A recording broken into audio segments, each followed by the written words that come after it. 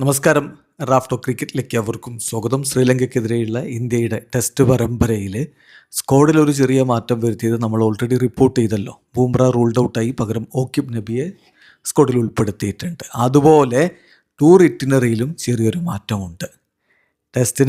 ആദ്യ ടെസ്റ്റിന് മുമ്പ് ഒരു സന്നാഹ മത്സരം കളിക്കുന്ന ഒരു വാമപ്പ് മാച്ച് കളിക്കുന്നുണ്ട് ഇന്ത്യൻ ടീം. അത് നേരത്തെ പുറത്തുവിട്ടിരുന്ന വിവരപ്രകാരം ഒരു 4-day മാച്ചാണ്. അതിപ്പോൾ മാറ്റിയിരിക്കുന്നു.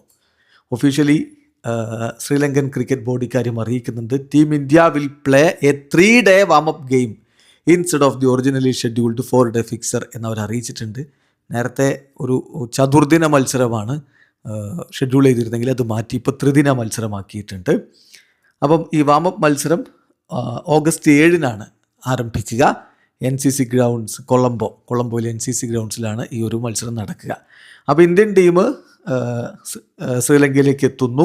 നാളെയാണ് ഇന്ത്യ ശ്രീലങ്കയിൽ എത്തുക എന്ന് ഒഫീഷ്യലി ശ്രീലങ്കൻ ക്രിക്കറ്റ് ബോർഡ് തന്നെ അറിയിച്ചിട്ടുണ്ട്. ഇന്ത്യൻ ടീം ഈ scheduled to arrive in Sri Lanka on 4th August.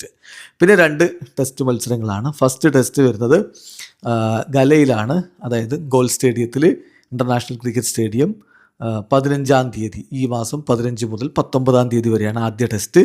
രണ്ടാം ടെസ്റ്റ് വരുന്നത് SSCയിലാണ്, സിമളി സ്പോർട്സ് ക്ലബ്ബ് കൊളംബോയിൽ, ഓഗസ്റ്റ് 23 മുതൽ ഓഗസ്റ്റ് 27 വരെയാണ്. അപ്പോൾ ഇന്ത്യയെ സംബന്ധിച്ചിടത്തോളം നമുക്കറിയാം, കഴിഞ്ഞ നവംബറിൽ WTCയിൽ സ്വന്തം മണ്ണിൽ വെച്ച് നമ്മൾ സൗത്ത് ആഫ്രിക്കയുടെ 2-0 തോറ്റതിന് ശേഷം ആദ്യത്തെ WTC ടെസ്റ്റ് മത്സരമാണ് ഈ വരാൻ പോകുന്നത്. ഈ പരമ്പര ഇന്ത്യക്ക് ജയിച്ചേ പറ്റൂ. അപ്പം അത് എത്രത്തോളം സാധിക്കുമെന്നുള്ളതാണ് കണ്ടറിയേണ്ടത്. ചില പ്രമുഖ താരങ്ങൾ പരിക്കേറ്റിട്ടൊക്കെ സ്ക്വാഡിൽ നിന്ന് റൂൾഡ് ഔട്ട് ആയിട്ടുള്ളൊരു സ്ഥിതിയിലാണുള്ളത് എന്ന് നിങ്ങൾക്കറിയാലോ. അതായത് ഇപ്പം ഓൾറെഡി നമുക്ക് ജസ്പ്രീത് ബൂംറ ഇപ്പോൾ നഷ്ടപ്പെട്ടു. അതിനു മുമ്പ് തന്നെ നിതീഷ് കുമാർ റെഡ്ഡി റൂൾഡ് ഔട്ട് ആണെന്നുള്ളത് നമുക്കറിയാം.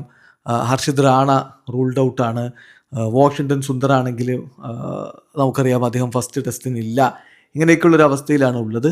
എങ്കിലും ശുഭൻ ഗില്ലിൻ്റെ കീഴിൽ മികച്ച റിസൾട്ട് ഉണ്ടാക്കാൻ ടീം ഇന്ത്യക്ക് കഴിയട്ടെ. വീഡിയോ അവസാനിക്കുന്നു. ക്രിക്കറ്റ് ലോകത്തെ കൂടുതൽ വിശേഷങ്ങളുമായി റാഫ് ടോക്സ് വീണ്ടും എത്താം.